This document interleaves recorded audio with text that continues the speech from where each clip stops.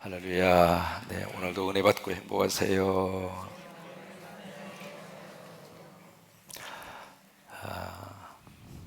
예레미야는 어렸을 때 하나님의 부르심을 받고 오랫동안 하나님의 사역을 감당을 합니다. 근데 그 사역 자체가 그렇게 만만치 않았거든요.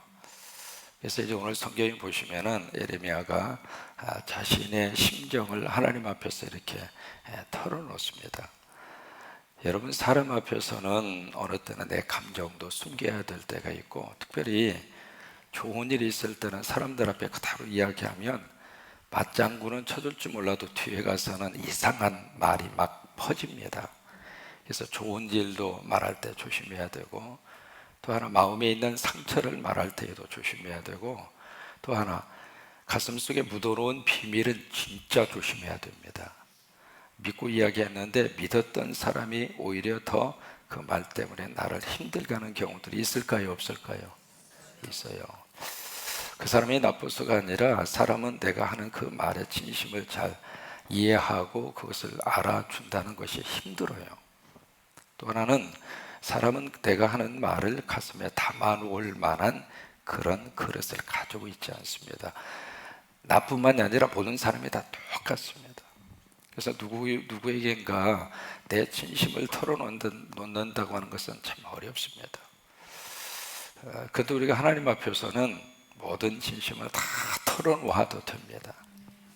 하나님은 우리의 말의 진심을 아시잖아요. 그리고 내가 지금 왜 울고 있는지 그것도 알고 계시고, 내가 지금 뭐 때문에 속상해하고 있는가 그것도 하나님께서 아시고, 또 하나 내 가슴 속에 묻어놓은 비밀까지라도 하나님은 그대로 다 받으셔서 그 비밀을 다른 사람한테 이야기 안 해줘요. 그래서 그 하나님이 좋아요. 그래서 주님이 좋아요. 그래서 아버지 집에 와서 그냥 아버지 앞에 다 털어놓고, 사람이 그래야 삽니다. 그걸 가슴 있게 담아놓고는 못 살아요. 이제 그것을 담아놓고 계속 차곡차곡 이렇게 하다가 보면 그게 가슴 속에 한이 쌓여지게 되고, 그게 속병이 되게 되고, 그게 가슴앓이가 되고, 그게 만성 소화불량증에 그렇게 떨어지기도 하고 그러잖아요. 아버지 집에 올 때마다 다 쏟아 놓으시고 아버지의 것으로 다시 채워지기를 바라고 그 은혜가 임하게 되기를 축복합니다. 그래서 예레미야가 자기 속에 있는 감정을 그대로 다 노출합니다. 노출하면서 이제 오늘 여기 성경에 10절에 보시면은 뭐라고 지금 자신의 감정을 이야기하느냐면, 하나님 나 왜 이 세상에 태어나게 하셨어요, 그거예요. 그러면서 여기에 내게 재앙이로다 나의 어머니여, 어머니께서 나를 온 세계에 다투는 자와 싸우는 자를 만날 자로 낳으셨도다. 그러니까 어머니 왜 나를 태어나게 하셨어요? 왜 이 세상에 태어나게 하셔서 이 고생을 하게 하십니까? 그거예요. 지금 여러분 어디선가 이렇게 보았던 구절이잖아요. 욥기 3장 1절입니다. 욥도 이제 하나님 앞에서 그런 모습을 보이잖아요. 하나님 자기 생일을 저주합니다. 차라리 그때 어머니가 나를 이 세상에 태어나게 하지 않으셨다면, 아니 내가 태어나는 순간 죽었더라면, 뭐 그런 식으로 욥기 3장에서 자신의 생일을 저주를 하는데, 지금 예레미야도 똑같은 그런 심정이에요. 여러분 왜 그럴까요? 여러분 왜 하나님 믿고 바르게 살려고 하는 사람들이 힘들고 고통을 당할까? 거의 몇 가지 이유가 있습니다. 우리가 살고 있는 세상은 선하지 않습니다. 우리가 살고 있는 이 세상은 우리 마음하고 같지 않습니다. 그래서 정직하게 살려고 하면은 오히려 더 힘든 경우들이 참 많습니다. 바르게 살려고 그러면 더 일이 꼬이는 경우들이 많고 일이 잘 안 됩니다. 왜? 우리가 살고 있는 세상 자체가 예수 잘 믿는 구원함 받은, 그리고 변화받은 사람들만 중심으로 살고 있는 게 아니에요. 그래서 이 세상에 살면서는 우리가 예수님 말씀대로 지혜가 필요합니다. 때로는 비둘기처럼 순결함도 필요하지만 그 순결함만 가지고는 못 살아요. 그래서 어느 때는 뱀처럼 지혜로움도 필요한 거예요. 그래야 우리가 속임 당하지 않고, 그래야 다른 사람들에게 제대로 우리가 삶의 자리로 꾸려갈 수 있는데, 지금 이제 예레미야도 마찬가지거든요. 예레미야가 말씀을 전가하고 말씀을 선포하는 그 세상 자체가 그렇게 선하고 좋은 세상이 아니었어요. 또 하나는 예레미야가 왜 이렇게 고통을 당할까? 그들은 예레미야의 그 말을 하나님의 말씀으로 받지를 않고 단순히 한 개인의 인간적인 말로만 받아요. 그러다 보니까 예레미야 입장으로서는 너무 힘든 거예요. 여러분, 설교자들이 아무 반응이 없는 사람들 앞에서 설교하는 것처럼 힘든 게 없습니다. 이게 은혜가 되는지 안 되는지 인상 푹 쓰고 그러고 앉아있는 사람들 앞에서 설교한다는 것이 얼마나 어려운지 말이죠. 여기서 이렇게 딱 서서 보면은요, 딴짓 하는 사람이 꼭 눈에 보입니다. 지금은 한 사람도 없네. 이 기둥대에 심으면 안 보일 것 같죠? 다 보입니다. 저 4층의 뒤에 이렇게 여기만 내놓고 앉아 있어도 다 보이거든요. 저 뒤에. 무슨 얘기냐면 여기 딱 쓰면은요, 말씀에 집중하는 사람도 눈에 이렇게 딱 들어오지만은 그렇지 않고 막 다른 어떤 저기를 하는 그런 모습도 이렇게 눈에 들어오게 되거든요.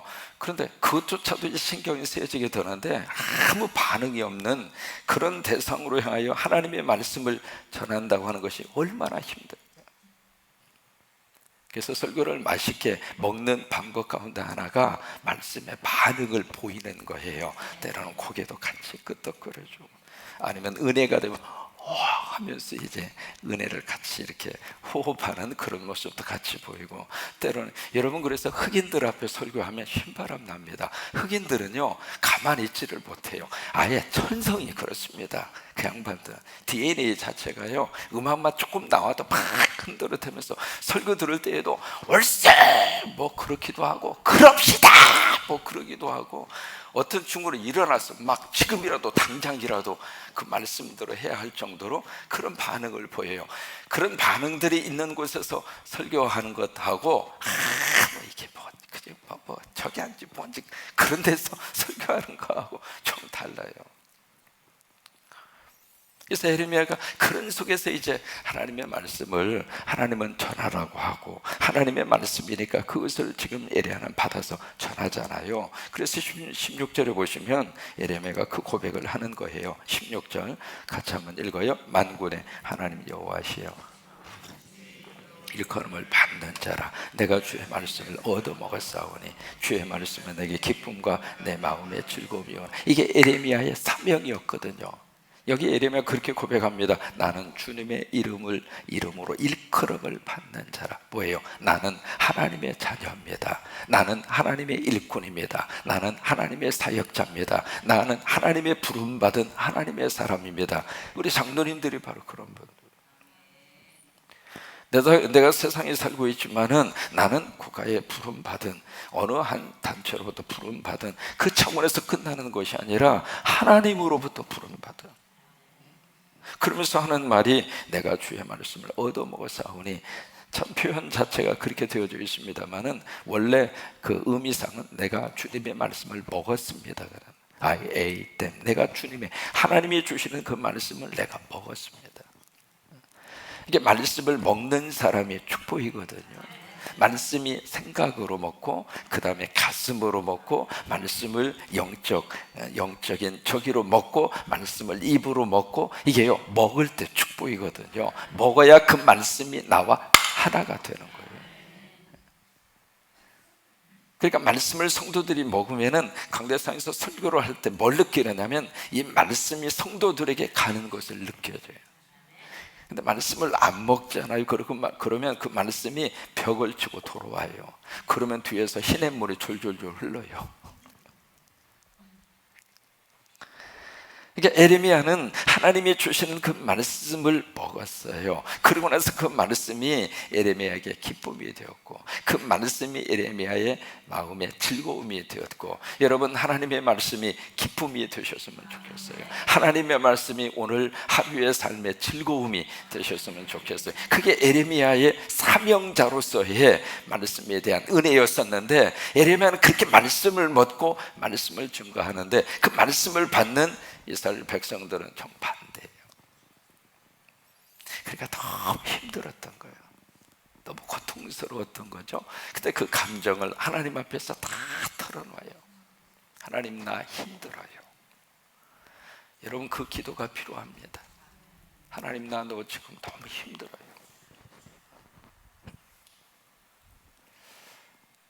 힘들다고 하는 그 고백을 하나님께서는 듣기를 원하세요. 하나님이 몰라서 그런 것이 아니라 그 과정, 그 고백을 하면서 하나님이 나를 만지시는 거예요. 사람은 말로 표현해야 속에 있는 것이 나오게 돼 있어요. 표현하지 않으면 속에 꽉 차 있습니다. 근데 그렇게 표현할 수 있는 사람이 많지가 않아요. 같이 살고 있는 마누라한테도 말하기 어려운 일들이 있거든요. 자식한테도 속에 있는 것을 다 털어놓지 못하는 그런 경우들이 있거든요. 그러니까 하나님 앞에 와서 감정을 노출하는 것은 절대로 믿음이 없는 행위가 아니에요. 괜찮아요. 그냥 있는 대로 하나님 앞에서 털어놓는 것이 참 좋아요. 어느 이제 세 가족인데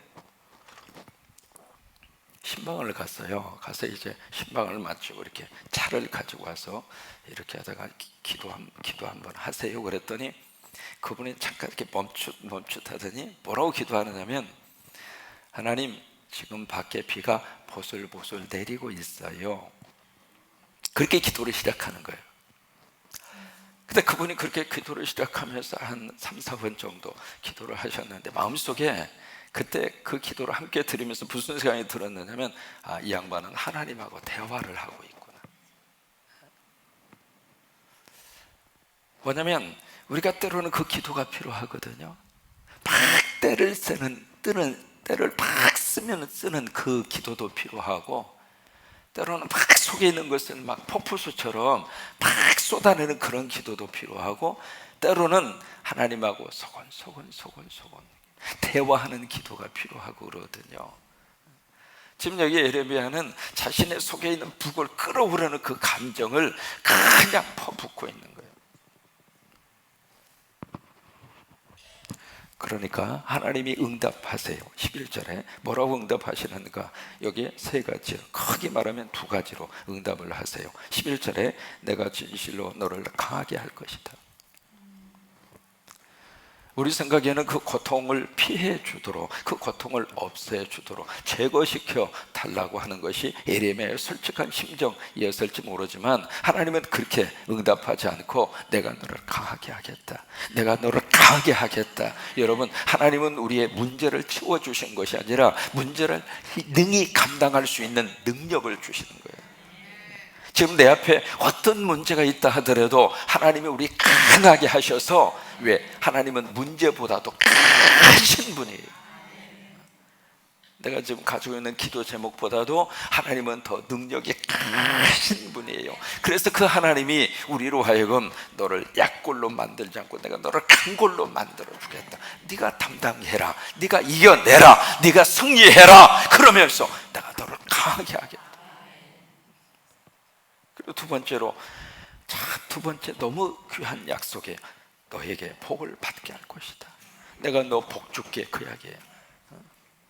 참 고통스럽지만은, 너무 힘들지만은 이거 잘 감당해. 마지막 내가 너 복 줄게, 그 말씀이에요. 아멘이잖아요. 그죠? 내가 너를 복을 줄게. 그리고 세 번째는 마지막 날 그들이 네 앞에 와서 고개를 숙일 거예요. 그래서 두 번째로 무슨 응답을 주시느냐면, 거기에 12절, 13절, 14절 말씀에 그들을 내가 손봐주겠다. 어떻게 손을 봐주는? 악한 자들 내가 심판하리라. 두 가지로 심판을 하시겠다고 말씀을 하세요. 첫째는 그들의 소유를 다 없애버리겠다. 두 번째는 그들이 지금 가지고 있는 자유가 박탈당하도록 그렇게 할 것이다. 그래서 그 응답의 말씀을 지금 하나님이 예레미야에게 해주시고 계세요. 그러니까 여기 이제 예레미야가 15절에 반응을 보입니다. 15절 여호와여, 그 다음에 여기 16절 만군의 하나님 여호와시여. 이게 이제 우리들이 늘 부르짖는 주여 하고 그 같은 그런 문맥이거든요. 여호와여, 누가 알아요? 15절에 보실까요? 여호와여, 누가 알아요? 그래요. 아시지요, 아시지요, 아시지요, 주님 아시지요.